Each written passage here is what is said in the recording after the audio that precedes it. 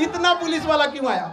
इससे पहले जब दरोगा का रिजल्ट हुआ था तो लगभग 20-25 जीप से वो लोग आए थे लोग, और पूरा ये स्टेज दरोगा से भर गया था। तो मोहल्ला वाले लोग डर गए कि लगता है खान सर के ऊपर छापा उपा पड़ गया है, इतना पुलिस वाला आया उठा ले जाएगा यहाँ पे। बाद में पता चला कि मिलने आया था लोग यहाँ।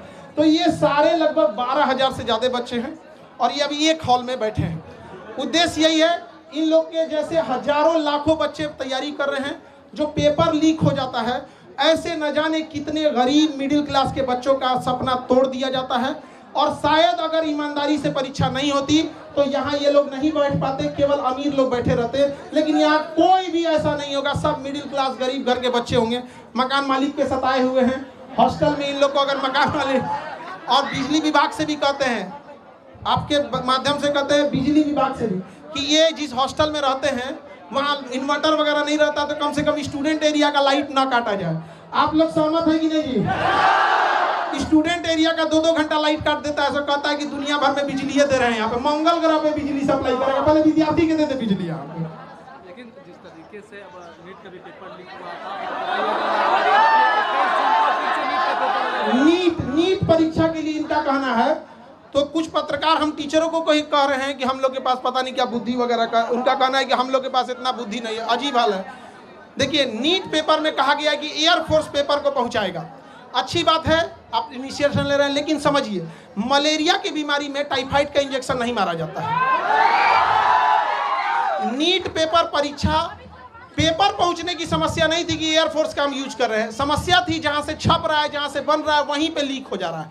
जो पकड़े गए हैं टीचर, उनको फांसी अब तक क्यों नहीं हुआ, इनकाउंटर उनका क्यों नहीं हुआ, घर क्यों नहीं तोड़ा गया, उनका सवाल ये है।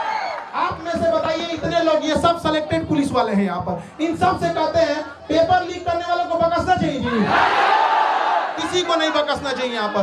और अगेन सरकार प्रयास कर रही है, एयरफोर्स भी इसमें ला रही है, बट समझिए ध्यान से, एयरफोर्स क्या करेगी? पेपर तो नहीं छापेगी, एयरफोर्स ट्रांसपोर्टेशन का काम करेगी, हेलीकॉप्टर से ड्रॉप कर देगी। लेकिन जहां से छप रहा है उन बेईमानों को जब तक सजा नहीं देंगे, ऐसे ही गरीब घर के बच्चों का हक मारा जाएगा।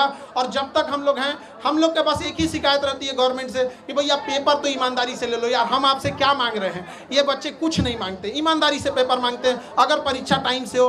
देखिए, अभी एनटीए को गरिया रहे थे लोग, एनटीए का एक अफसर है, वो कह रहा है कि पेपर लीक नहीं हुआ है, कुछ क्वेश्चन बाहर आ गए हैं। ये अगर हॉस्पिटल में रहता तो कहता मरीज मरा नहीं है, सांसें बंद हो गई हैं।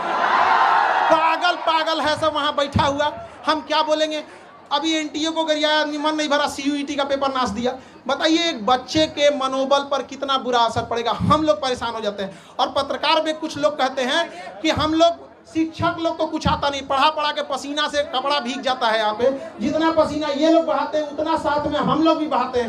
ये बैठ के पढ़ते हैं, हम लोग खड़ा होकर पढ़ाते हैं यहाँ पर। लेकिन अगर कोई पेपर लीक कर देता है ना, बताइए कैसे बर्दाश्त। ये एसी में रहने वाले को नहीं पता चलेगा कि इन बच्चों का पूरा चेहरा देखिए, पढ़ते पढ़ते भीग जाते हैं पसीना से, लेकिन कोई सुनने वाला इनका नहीं है।